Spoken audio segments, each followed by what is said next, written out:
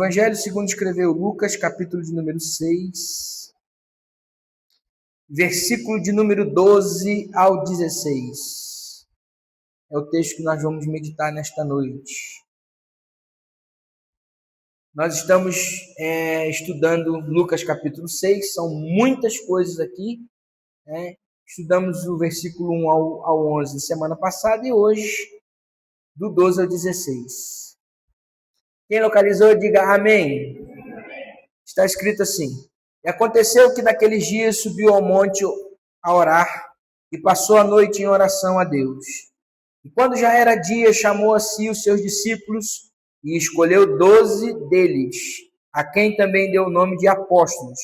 Simão, o qual chamou Pedro e André, seu irmão, Tiago e João, Filipe e Bartolomeu, Mateus e Tomé, Tiago, filho de Alfeu, Simão, chamado Zelote, Judas, filho de Tiago, e Judas Iscariotes, que foi o traidor. Pai, essa é a tua palavra que vamos meditar nesta noite. Fala conosco, pedimos a tua bênção sobre nós, em nome de Jesus. Amém. Pode sentar.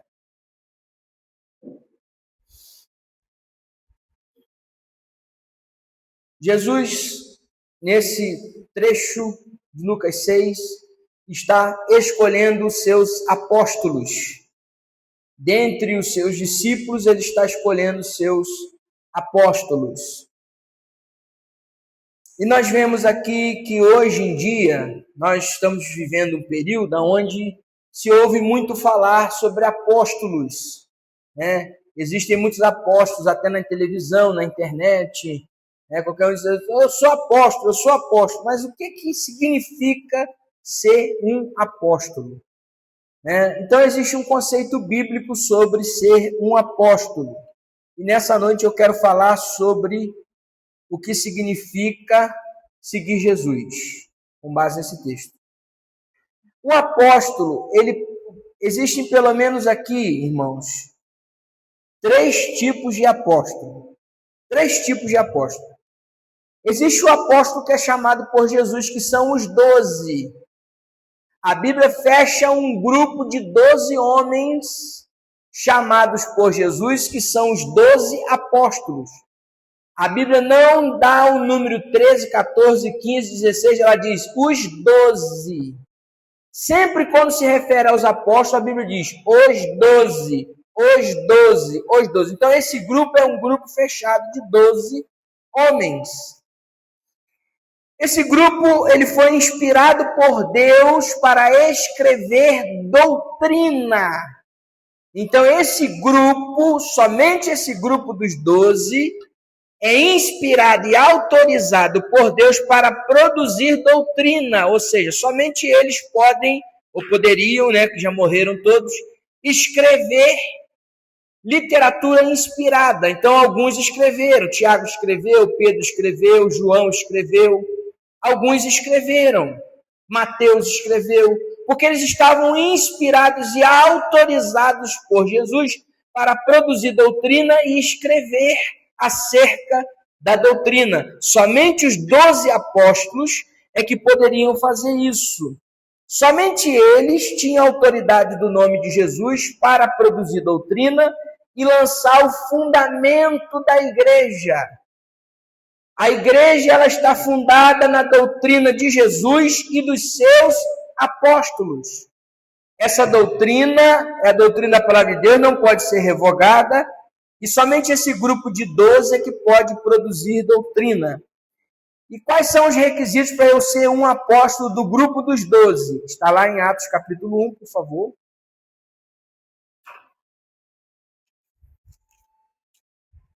Atos capítulo 1.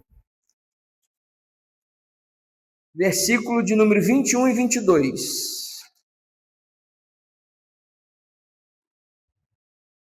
Quando Judas Iscariotes se suicida, é eleito um outro apóstolo em seu lugar. E Pedro, inspirado por Deus, levanta então os requisitos para que se escolha um dos 12 no lugar de Judas. Atos 1, verso 21 e 22. Algum irmão pode ler bem forte para ela ter uma voz assim bem potente? Não, é Atos 1, 21 e 22.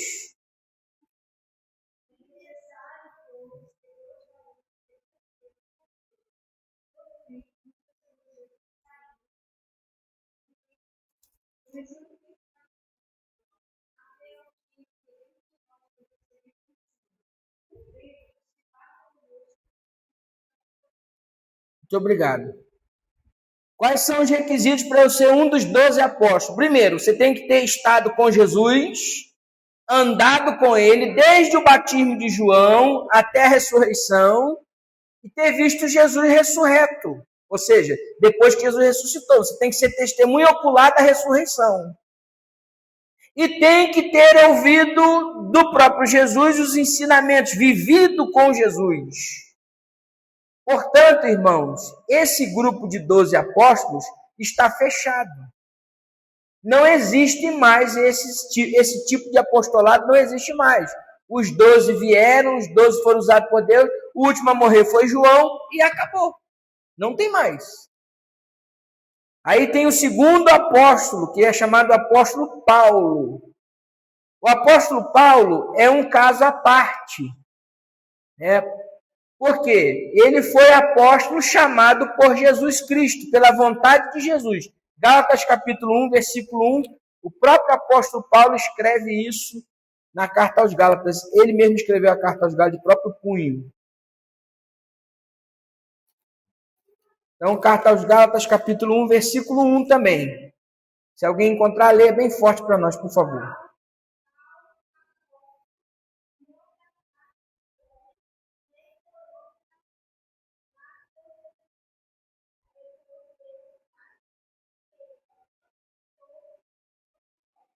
Paulo, apóstolo, não da parte dos homens, nem por homem algum, mas por Jesus Cristo e Deus Pai que ressuscitou dos mortos. Ou seja, Jesus apareceu para Paulo no caminho de Damasco e o comissionou, disse, você vai ser meu apóstolo, eu vou te enviar, você vai ser enviado em meu nome. Então, Paulo ele seria o 13º apóstolo, se tivesse, ele seria o 13º porque ele foi comissionado por Jesus. Agora, existe também o dom ministerial de apóstolo, que é outra coisa. Está lá em Efésios, capítulo 4, versículo 11, por favor.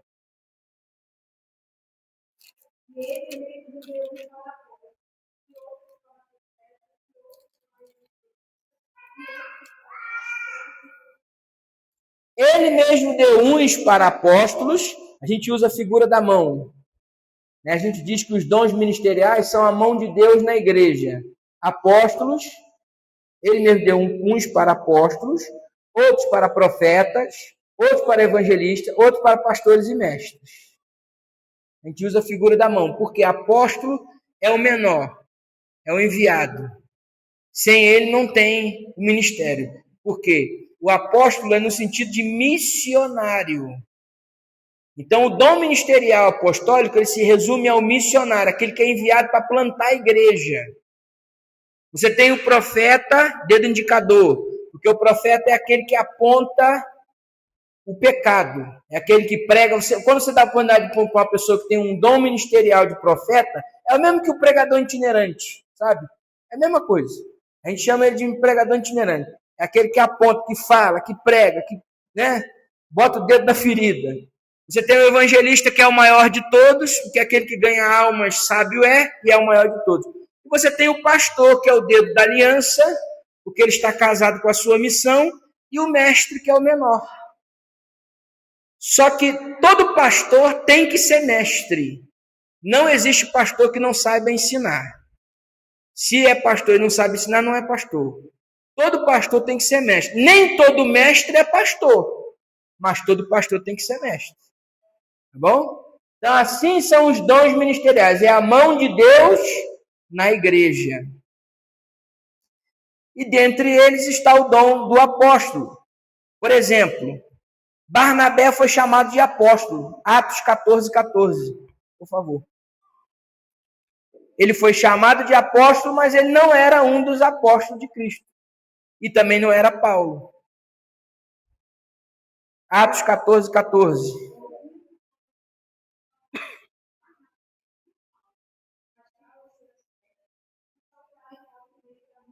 ouvindo isto, os apóstolos Barnabé e Paulo, quer dizer, Barnabé foi chamado de apóstolo, porque ele foi enviado em uma missão, Atos 13, verso 2.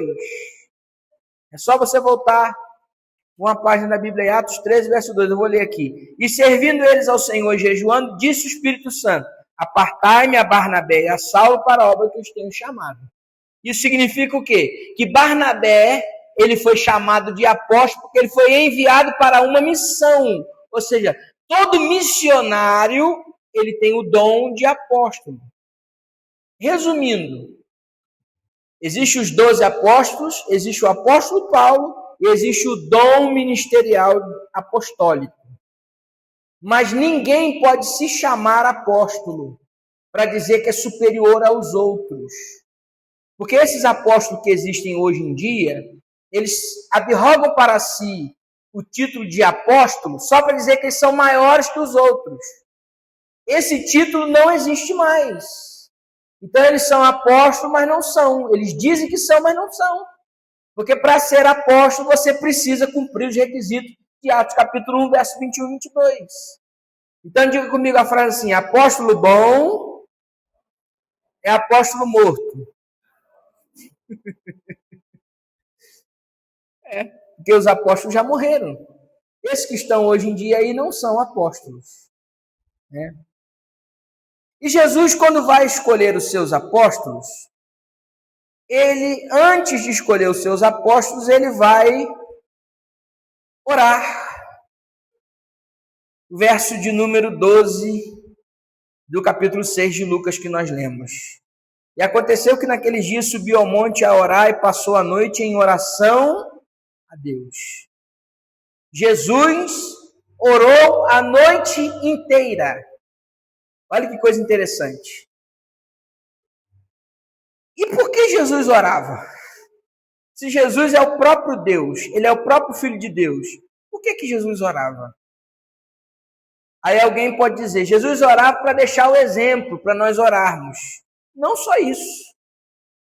Jesus orava porque há uma necessidade de orar. Orar não é somente um exercício, não é somente um exemplo, é uma necessidade. Diga comigo assim, a oração é o combustível que me leva para perto de Deus. Deus pode falar com você através da pregação. Deus pode falar com você através da leitura da palavra. Deus pode falar com você através dos dons espirituais. Deus pode falar com você através do louvor. Deus pode falar com você através de sinais e maravilhas. Mas você só pode falar com Deus quando você dobra os seus joelhos ou quando você levanta a sua voz em oração. Deus fala com você de várias maneiras, de várias formas. Mas nós só temos como falar com Deus através da oração. Aí tem pessoas que dizem que não sabem orar, que oram, minha oração, a oração dos irmãos é tão bonita, minha oração é tão feinha. Como se classifica uma oração feia e bonita? Tem gente que quando vai orar, ele enfeita a oração, né? Senhor, Deus Pai, Todo-Poderoso, Onipotente, Onisciente, Onipresente, pelos beneplácitos da sua vontade, estamos nesses conclaves. E você fica até com vergonha, você nem metade da palavra que ele falou você nem sabe. Não é verdade? Mas tem pessoas que citam as coisas para Deus quando vão orar, não é verdade? Deus, nós estamos aqui nessa igreja, tem bastante gente hoje no culto de ensino, tem os jovens, já cantaram as crianças, já cantaram as irmãs, e fica citando as coisas para Deus. O assembleano, geralmente, quando vai orar, ele prega para Deus. Já viu isso? O assembleano, quando vai orar, ele fica, Senhor, como diz a tua palavra, e Davi derrotou Golias. Está pregando para Deus. Mas qual é a forma correta de orar? Jesus ensinou a orar a oração do Pai Nosso. Não é uma reza. Ali estão os princípios que nós devemos seguir numa oração. Então, eu não está aqui no esboço, não, mas vamos lá. Mateus capítulo 6. Eu vou dar só uma palhinha da oração do Pai Nosso. Mateus capítulo 6, versículo de número 9 em diante. Nós vamos ler todos juntos, que eu acho que todos aqui sabem a oração do Pai Nosso, né? Então vamos ler todos juntos até o versículo de número 13. Vamos lá, 1, 2, 3. Portanto, vós orareis assim: Pai nosso que estais nos céus, santificado seja o teu nome. Venha o teu reino, seja feita a tua vontade, tanto na terra como no céu. O pão nosso de cada dia dai-nos hoje.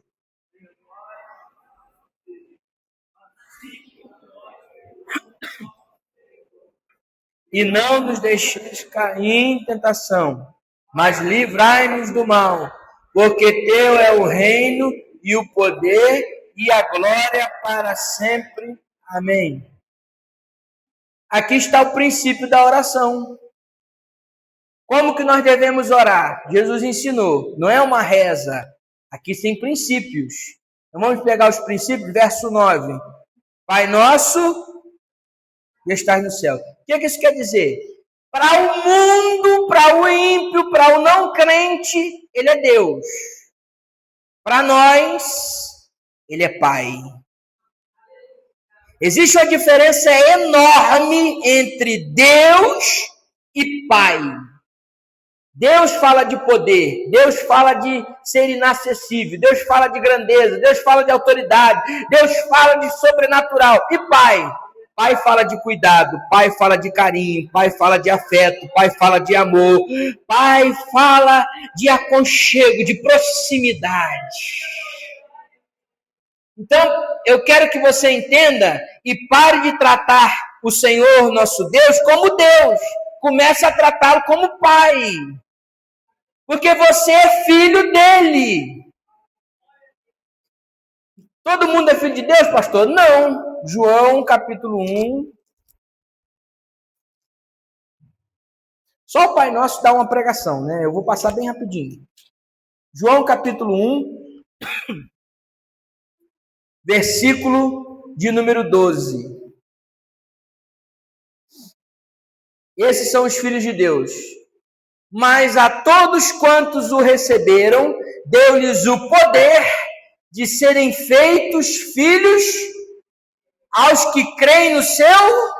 Ou seja, somente quem nasceu de novo, quem é salvo em Jesus Cristo, é que é filho de Deus. E o resto, pastor? O restante é criatura. Foram criados, mas não são filhos. Só é filho quem nasceu de novo. Só é filho quem é salvo. Só é filho quem tem o Espírito de Deus na sua vida. Esse é filho. E filho tem que chamar pai de pai. Filho tem que ter intimidade para conversar com o pai. Filho tem que poder deitar a sua cabeça no colo do pai. Filho tem que ter respeito pelo pai. Filho tem que obedecer o pai. E filho tem que se parecer com o pai. Quando você vê um crente atribulado, contendeiro, fofoqueiro, perturbado, encrenqueiro, um crente que não dá testemunho, um crente que não tem uma vida no altar, irmão, desconfia dele. Jesus falou, pelo fruto você conhece a árvore. Filho tem que parecer com o pai. Tem filho de Deus e tem filho do diabo também. Você conhece o filho de Deus pelas obras. E o filho do diabo também pelas obras. Tem filho de Deus e filho do diabo. João ensina isso na primeira carta de João. Cuidado, filhinhos. Tem os filhos de Deus e tem os filhos do diabo. Mas o filho de Deus parece com o pai. Deus é amor, o filho é amor. Deus é justo, o filho é justo. Deus é santidade, o filho é santo. Deus é soberano, Deus é poderoso. O filho também está cheio do poder desse Deus. O filho tem que parecer com o pai, minha gente. Filho que não parece com o pai não é filho daquele pai. Então nós somos filhos de Deus, nós temos um pai. Diga comigo assim, eu tenho um pai. Você tem um pai. E nós devemos orar, Pai Nosso, aqui está falando de relacionamento. Só que o Pai não é só seu, não. O Pai é nosso. Coletividade. Deus não tem filhos preferidos. Deus não tem filhos prediletos e nem dá privilégio a filho. E também não mima filho. Não é porque você é filho que você vai falar com o pai e o pai vai te dar tudo que você quiser. Não. Ele vai te dar o que você necessita. Ele vai te dar o que você precisa. Ele vai suprir a tua necessidade. Mas não vai te dar tudo que você quiser. De vez em quando o pai vai dizer não. De vez em quando o pai vai te castigar. De vez em quando o pai vai te corrigir. De vez em quando o pai vai te colocar num castigozinho, numa prova, no cantinho de pensamento. Ele é pai. Mas ele não é só pai seu, não. Ele é pai nosso. Isso está falando de comunhão. Quando você vai orar, você tem que ter comunhão com os seus irmãos. Não adianta dizer que você é um crente fervoroso se você não vive em paz aqui na terra. Tem que ter paz aqui para você ter paz lá em cima. Aleluia. Pai nosso que estás no céu, santificado seja o teu nome. A oração começa com a adoração. A oração não é uma lista de compras. E a gente dobra o joelho e fica assim, Deus, me dá isso, me dá aquilo, toma na tua mão, abençoa isso, abençoa aquilo, eu preciso disso, eu preciso daquilo, em nome de Jesus, amém.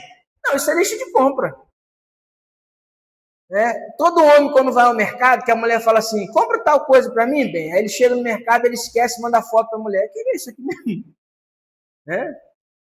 E fica um monte de ligação. Verdade, irmãos? Oração não é lista de compra. Oração é conversa.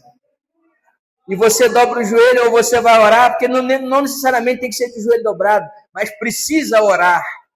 E você, quando vai orar, você reconhece que Ele é teu Pai, que Ele é Pai dos teus irmãos, e você adora Ele. Santificado seja o teu nome. Vou fazer uma pergunta retórica, não precisa responder. Se tirar todos os pedidos da tua oração, o que sobra nela? Se você, quando vai orar, só pede, se tirar os pedidos da tua oração, o que sobra? Vai sobrar o quê? 5 minutos? 2 minutos? 1 segundo? A oração tem que ter adoração. Quando você vai orar, antes de pedir, agradeça e adore, porque você está entrando na presença do Todo-Poderoso, Criador dos céus e da terra, que é teu Pai, mas não deixa de ser Deus. Santificado seja o teu nome. Venha o teu reino. Seja feita a tua vontade, tanto na terra como no céu. O que ele está dizendo? A oração tem que ter submissão. O crente, quando vai se submeter, e aqui ele não pediu ainda. Observa isso. Ele ainda não pediu. Ele reconheceu paternidade, ele adorou, ele está pedindo que a vontade, o governo de Deus venha sobre ele. Venha o teu reino. Ele está dizendo, Senhor, a minha vida tem que ser governada pelo teu reino, os teus princípios e por ti. Seja o rei da minha vida. Estou sentindo a presença de Deus aqui nesta noite. Venha o teu reino, seja feita a tua vontade. Eu vou pedir, Senhor, daqui a pouco, mas antes de eu pedir, só faz o que for a tua vontade da minha vida. Na terra e no céu, na parte material e na parte espiritual. Só faz a tua vontade. A tua vontade é melhor. Isso é submissão, irmão. O pão nosso de cada dia dá-nos hoje. Aí agora ele está pedindo. Ele está pedindo para suprir as necessidades. Perdoa as nossas dívidas, assim como nós perdoamos os nossos devedores.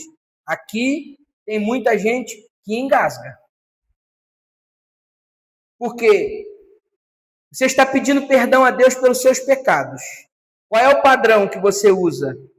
Senhor, me perdoa, da mesma forma como eu também perdoo quem me ofende. Tem gente aqui que vai engasgar se orar isso aqui. Por quê? Porque Deus vai usar o seu jeito de tratar as pessoas que te ofendem com o jeito que Ele te perdoa. Então você diz assim, pastor, eu perdoo, você para lá e eu para cá. Aí Deus vai olhar para você e falar assim, eu também te perdoo, você para lá e eu para cá. Perdoa-nos assim como nós perdoamos. Eu não vou falar com fulano de tal que ele me magoou. Então eu vou olhar para você também, não vou falar com você, porque você também me magoou, você peca. E agora? Perdoar, irmãos, não é esquecer. Perdoar não é amnésia. O que é perdoar, pastor? Perdoar são duas palavras. Diga comigo assim, perder e doar. Isso é perdoar. Perder e doar. O que é perder e doar? Perder é porque você vai perder a sua razão. Você está cheio de razão. Não, porque eu estou certo, ele tem que vir falar comigo. Não sou eu que vou falar com ele, não. Você vai perder a sua razão. Abaixa a sua bola. Lá no Rio diz assim, baixa a bola, meu irmão. Baixa a sua bola. Perdeu. E você vai doar. Doar quê? Você vai oferecer à pessoa que te ofendeu a oportunidade dela fazer parte da sua vida novamente.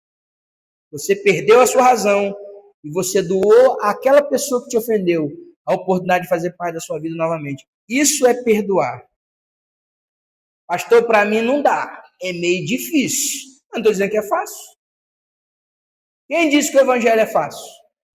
Para você perder e doar, você tem que fazer um esforço muito grande. Mas tem que fazer, irmão. Esse é o caminho do céu. Se você quiser chegar do outro lado e não ouvir, vai para o fogo eterno, maldito.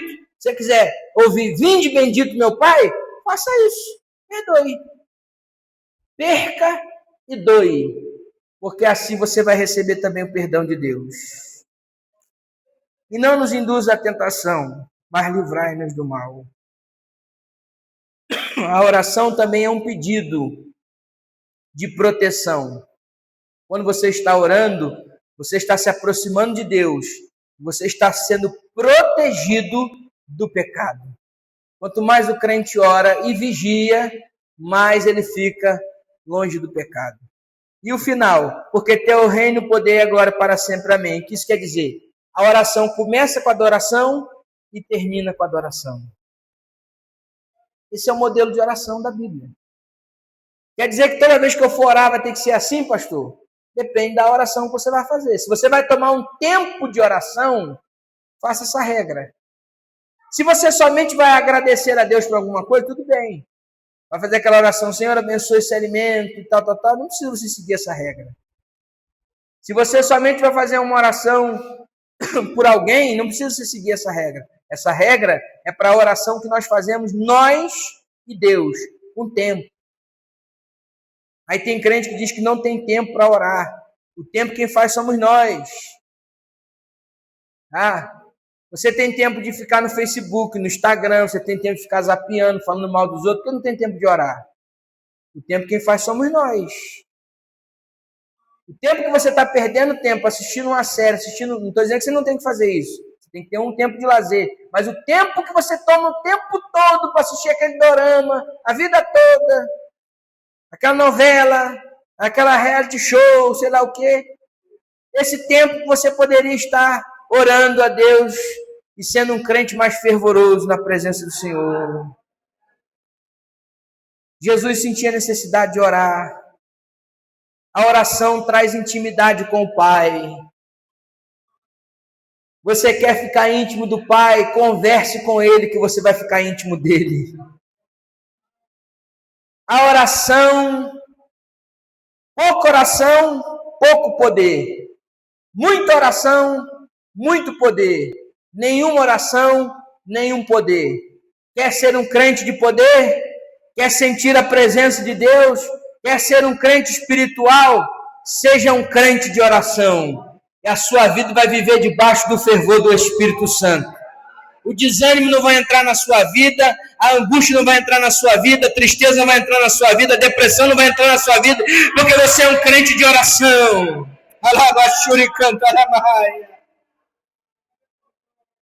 Estudos científicos comprovam que quanto mais você ora, mais o seu cérebro se desenvolve, você fica inteligente.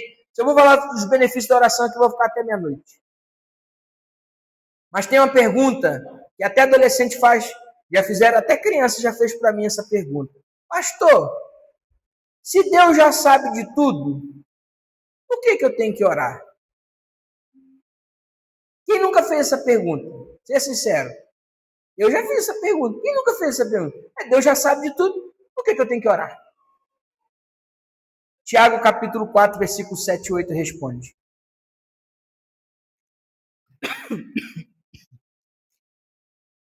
Tiago 4, versos 7 e 8. Vamos ler todos juntos? Versos 7 e 8. Tem aqui no quadro? Então dá para a gente ler. Vamos lá. 1, 2, 3. Sujeitai-vos, pois, a Deus.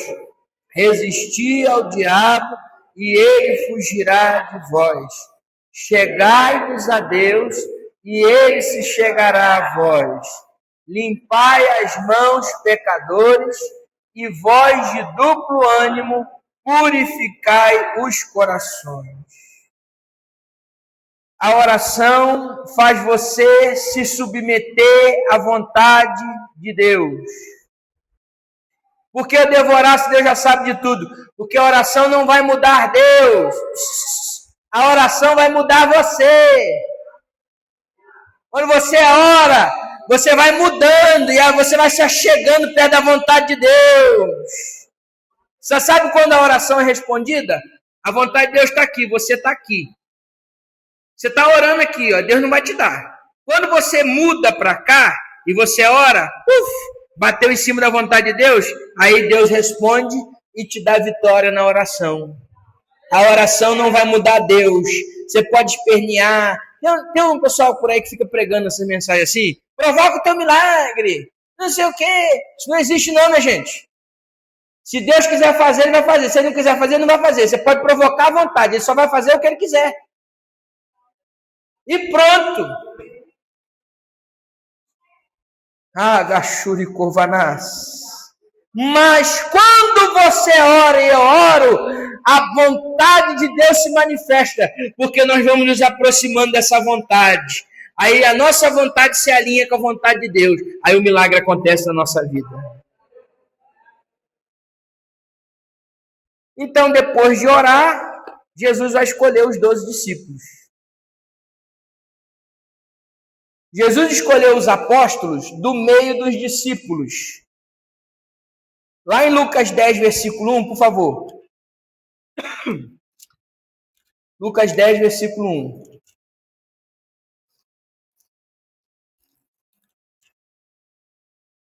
Alguém lê, por favor, para nós. Pode ler.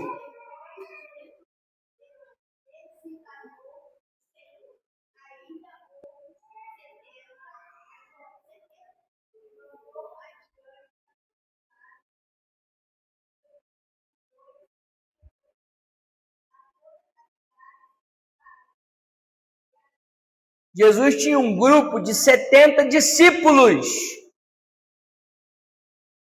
E do meio dos 70 discípulos, ele escolheu 12 apóstolos. Então ele tinha os 70, que era um grupo grande, e do grupo grande ele tinha um grupo menor de 12, mais íntimos dele, representantes dele. Uma curiosidade. Todos os apóstolos de Jesus, todos eles, com exceção de Pedro, tinham menos de 20 anos. Todos eles. Eram todos jovens e adolescentes. Todos eles. Como é que o senhor sabe disso, pastor? Quando Jesus vai pagar o tributo do templo, ele chega para Pedro e diz assim: Pedro, vai lá, pesca o peixe. Na boca do peixe vai ter uma moeda chamada estáter. Na boca dessa moeda você pega a moeda e você paga o meu imposto. Jesus tinha 30 anos. E paga o teu imposto. Mas Jesus não fala nada do imposto dos outros. Por quê? Porque o imposto do templo era obrigatório para quem tinha mais de 20 anos. Quem tinha menos de 20 anos não era obrigado a pagar o imposto do templo. Então, todos os apóstolos de Jesus, com exceção de Pedro, tinham menos de 20 anos. Era tudo gente nova, tudo moçada. Porque o Espírito de Deus não olha idade. Ele usa o velho, ele usa o novo. Ele usa a criança, ele usa o idoso. Ele usa o jovem e o adolescente. Ele usa quem dá liberdade e espaço para ele usar. Então, dos 12 apóstolos, 11 com certeza tinham mais de 20 anos. E todos eles tinham defeitos graves. Problemas graves. Escuta isso aqui, por favor. Jesus não escolheu seus apóstolos com base na capacidade deles, com base na inteligência deles, com base no controle emocional deles. Não escolheu. Vou provar para vocês. Eu tracei o perfil psicológico de todos os 12 apóstolos de Jesus. Todos eles. Eu resumi em uma frase. Escuta só essa frase. Simão Zelote faz parte de um grupo revolucionário armado. Simão Pedro, explosivo, instável emocionalmente e sujeito a situações de desequilíbrio total. André não possuía nenhuma qualidade de liderança. Natanael, sincero ao extremo, o que poderia ofender outros da equipe. Ou seja, Natanael era meio ferro e fogo. Com ele não tinha meio termo, era ou vai ou racha. É o 8 ou 80. Tiago, filho de Zebedeu. Tiago e João também. Colocavam os interesses deles acima dos interesses do reino de Deus. Certa vez chegar para ele e falar, Senhor, deixa eu sentar um na direita e outro na esquerda. Eles queriam posição. João, introvertido e não tinha nenhuma capacidade de demonstrar autoridade sobre as pessoas. João era aquele tipo de líder que quando alguém falava alguma coisa com ele desviava o assunto e deixava por isso mesmo. Mateus, cobrador de impostos, que trabalhava para o inimigo, trabalhava para os romanos e ainda era ladrão. Tiago, filho de Alfeu, e Tadeu, os dois tinham inclinações radicais e tinham uma alta probabilidade de serem maníacos depressivos. Filipe fazia o que dava certo, era um pragmático e era extremamente cético. Tomé, não precisa nem falar. O sujeito que tinha uma atitude de dúvida de tudo, que colocava a fé do grupo em risco. Dos 12 apóstolos, o único que era bom era Judas Iscariote. Motivado, ambicioso, muitos que tinham uma rede de contatos importantíssimos em Jerusalém, tinham a mente aguçada para negócio e altamente responsável. Se nós fôssemos traçar um perfil psicológico deles todos aqui, para trabalhar numa empresa, todos os 11 seriam reprovados, com exceção de Judas. Judas era o único que passava no psicotécnico. Todos eles eram reprovados. E aí eu pergunto aos irmãos, Jesus escolheu homens tão falhos, com tantos problemas emocionais, físicos, psíquicos, de ordem de caráter. Por que Jesus não escolheu homens perfeitos, bons, inteligentes, com dinheiro? Por que Jesus escolheu homens tão ruins, no sentido mais pleno da palavra? Porque quando nós confiamos em nós mesmos, quando nós acreditamos nas nossas habilidades, quando nós acreditamos nas nossas capacidades, quando nós acreditamos na nossa inteligência, quando nós acreditamos no nosso dinheiro, quando nós acreditamos em nós mesmos, Deus se omite e sai de cena. Mas quando nós entendemos que somos imperfeitos, que somos falhos, que somos dependentes, temos que confiar no Senhor 100%. Aí Deus vem e assume 100% do controle. Vou explicar para você de uma maneira mais doce. Se os apóstolos fossem homens de capacidade de inteligência, poder aquisitivo, ciência, diploma e tudo mais, eles iriam confiar neles mesmos. Mas como eles eram homens desequilibrados emocionalmente, com problemas de família, com problemas sociais, com problema financeiro, cheio de problema de caráter, eles começaram a dizer: Senhor, muda a minha história, muda a minha vida. Eu sou dependente do Senhor 100%. Aí Jesus entrou na vida deles e mudou a história deles.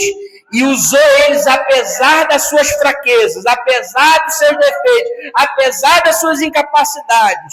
Porque Deus usa quem não é, Deus levanta quem não tem, Deus levanta aquele que é improvável, porque esse improvável é o que vai dizer: Senhor, eu dependo do Senhor 100% e nada de mim, é tudo do Senhor.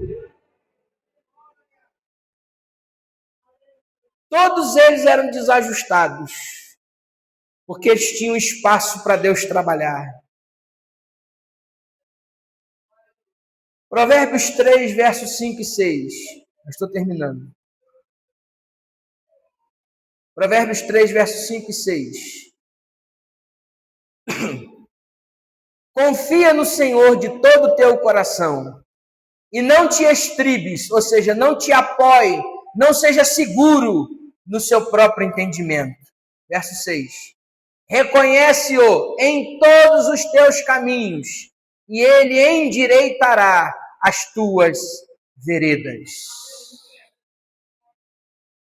Para de confiar em você mesmo, de acreditar que você é o cara, que você faz, que você pode, que você acontece, e começa a se humilhar um pouquinho mais diante dele. Começa a dizer: Senhor, sem ti eu não vou conseguir, toma conta da minha vida. Começa a dizer: Senhor, eu não confio em mim mesmo, eu só confio em Ti, porque eu sei que o Senhor é melhor, o Senhor é perfeito, o Senhor é bom, o Senhor é santo, o Senhor é justo, o Senhor é fiel, o Senhor é verdadeiro, é o Senhor que dá capacidade, é o Senhor que dá entendimento, é o Senhor que dá sabedoria, é o Senhor que dá unção, é o Senhor que dá fogo, é o Senhor que dá graça, é o Senhor que me fortalece. Não sou, mas é o Senhor. À frente da honra vai a humildade. Tem gente que gosta de depreciar o outro, falar do outro, botar o outro para baixo. Irmão, nós aqui somos 100% dependentes dele. Não te apoie no teu próprio conhecimento, mas seja sujeito a Ele. Diga: Senhor, eu preciso do Senhor. Se não for ao Senhor que estivesse ao nosso lado, o salmista diz: ora, diga Israel, se não for ao Senhor que estivesse ao nosso lado, os nossos inimigos teriam nos engolido vivo, as águas tinham nos afogado, eles tinham passado por cima de nós tínhamos sido devorados como leão, mas o Senhor estava conosco no dia livramento. Nós escapamos do laço do passarinheiro, o laço quebrou e nós escapamos, porque o nosso socorro está no nome do Senhor, que fez os céus e a terra. Eu não tenho, mas o Senhor tem. Eu não posso, mas o Senhor pode. Eu não sou, mas o Senhor é. Eu vou conseguir, porque o Senhor está comigo. Mas não retire de mim a tua presença, porque senão eu caio. Se Deus puxar a tomada, você não canta, você não prega, você não ora, você não rege, você não dirige, você não louva, você não faz nada. Se Deus não for contigo, você não faz nada. Sem mim, nada podeis fazer. Mas tem um hino que diz: contigo eu sei que posso ir além. Contigo eu não temo a ninguém. Contigo eu salto uma muralha. Contigo eu venço uma batalha. Contigo eu sei que venço o inimigo. Irmãos, é com Ele, é pela presença dEle, é pela graça dEle, é pelo poder dEle, é pela autoridade dEle, é pela unção dEle. É Ele.